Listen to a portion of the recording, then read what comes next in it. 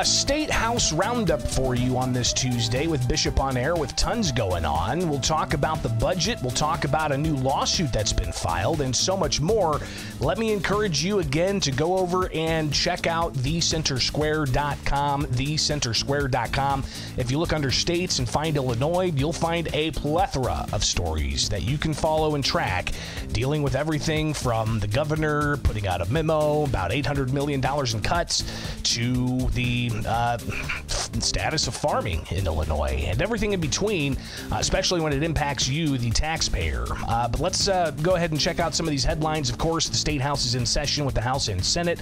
Both chambers return today. They have a May 24th scheduled adjournment date, but they have budget contingency days scheduled through May 31st. May 31st is the day constitutionally that the Illinois General Assembly has to pass a balanced budget with simple majorities. Now, if they go past that, they have to get super majorities to enact a budget bill immediately. But with controversy about possible tax increases and so on, it can definitely make for a pretty contentious situation. So you'll see one of the headlines here. Pritzker, $800 million cut memo sends message to balance budget. If you missed this story from last week, go check out previous videos here where we discussed in detail and read a lot of that memo, essentially saying that the tax increases that the governor proposed back in February as part of his $52.7 billion budget, the largest budget in state history. He wanted $1 billion in tax increases, but he's, with the time just remaining about 2 weeks, he's seeing the writing on the wall that the tax increases are not popular. He was asked about it yesterday at a separate event. I don't think it's some faction or another. There was some talk in caucus meetings that were occurring in the House or the Senate in which people had raised concerns or objections, some of which is misinformation or they don't have the right information about what we're doing. For example, there's some people who think that the increase in the sports betting percentage tax is against sports bettors themselves. That's not the case. It's only on the sports betting companies, right? DraftKings, FanDuel, other companies like that. And similarly on the other matter, which is somewhat complex, net operating loss carryforwards.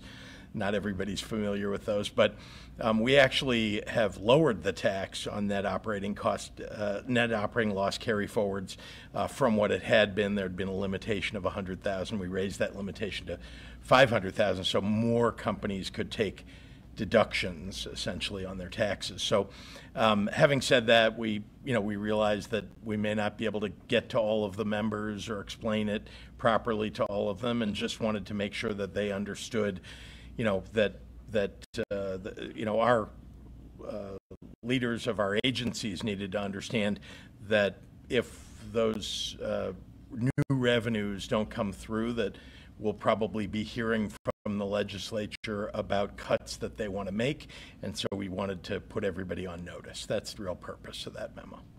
So again, the governor talking about this memo, being asked about it yesterday. Where was the opposition from? You heard him talk about the sports bettors company tax, but also the business loss deductions. He was also looking to essentially cap the retailers' discounts that retailers get for collecting and remitting sales taxes, acting as the government's tax collector at the store and giving those back to the government. All of these adding up to about $1 billion in tax increases.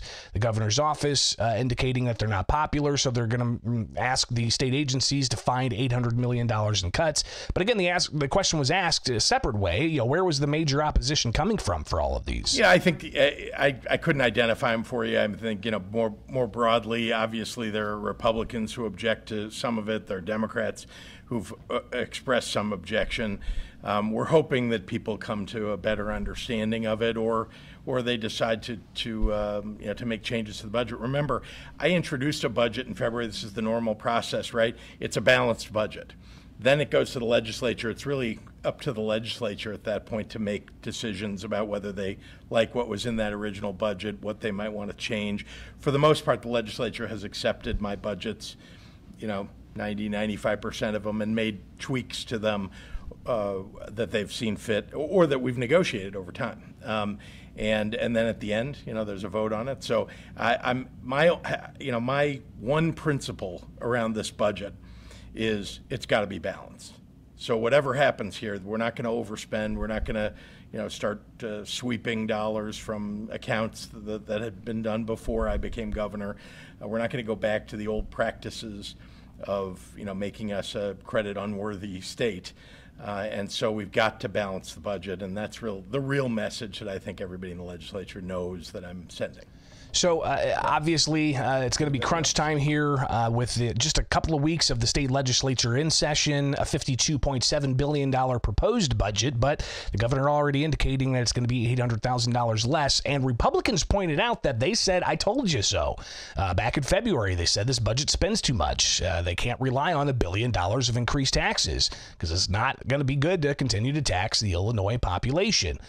They also said that ARPA dollars, federal COVID-19 relief tax dollars, drying up, and the programs that were created under COVID should not have been sustained because they were based off of COVID federal dollars. So those are drying up, and even the Pritzker administration noting that in their memo to the agencies.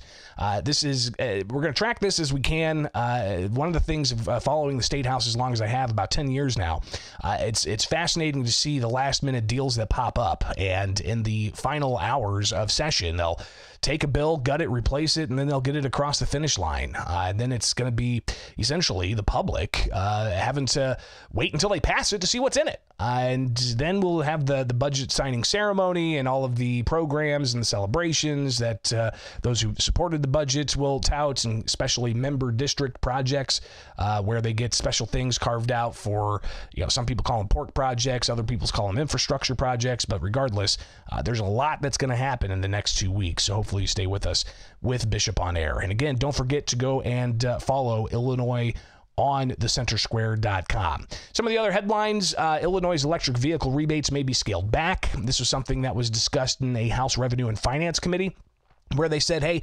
$20 million the first round, $12 million the second round. It was a very popular program, but it's something that they want to make sure is focused on lower income people to give them $4,000 tax credit on a new EV or a used EV. And then you've got others saying, listen, the market, it's just not as vibrant as people had hoped it would be. And others saying we need to stop giving tax credits to try to force people into this, when it really should just be a free and open market. Another headline at thecentersquare.com: candidates file lawsuit challenging Illinois' hastily changed election law. There you can see that story and find out more about the lawsuit that was filed here in Sangamon County, challenging the law that they took a bill about DCFS, gutted it, replaced it within 2 days. They passed it out of both chambers, and the governor signed it within 3 days. And he said it was an ethics bill, but what it did was it changed election law mid-election year to say that you couldn't slate a candidate if that candidate didn't run in the primary. A law that's been around in the books for years in Illinois that they could have changed last year before the election cycle began. Instead, they waited in mid-cycle to change this and sign it and make it effective. And you've got candidates that were preparing to slate themselves for the June 3rd deadline, which hasn't even happened yet. They're suing. They're still going to file their paperwork, from my understanding, to work with the State Board of Elections in that process. And the State Board of Elections says they're going to take those nominating petitions and they're going to let the objection process play out unless a court orders them to reverse course and to uphold this law blocking slating of candidates. So others are going to say this is ethics, while Republicans look at it and say this is election interference. So another headline you could see there at thecentersquare.com. So plenty of stuff to check out, and we'll of course be updating that all throughout. Greatly appreciate you guys checking it out, and be sure to like, subscribe, and hit that notification bell. All right, it is Bishop on Air.